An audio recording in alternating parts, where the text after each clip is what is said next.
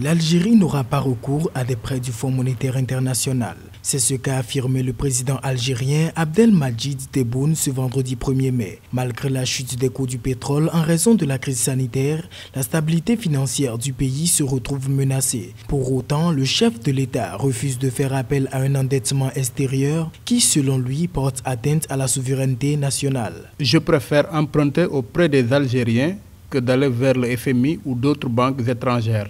Lorsque nous empruntons auprès de banques étrangères, on ne peut parler ni de la Palestine, ni du Sahara occidental.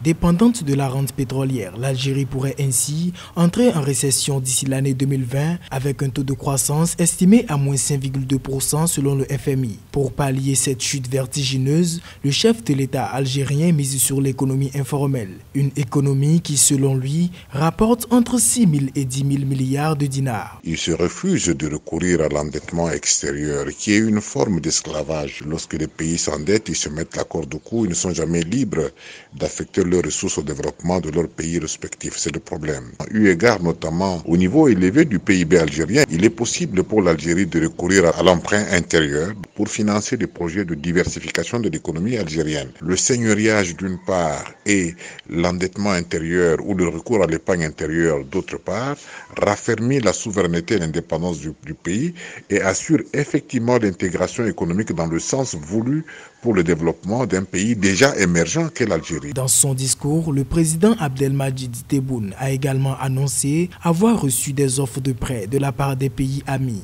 des propositions qu'il a pour le moment déclinées.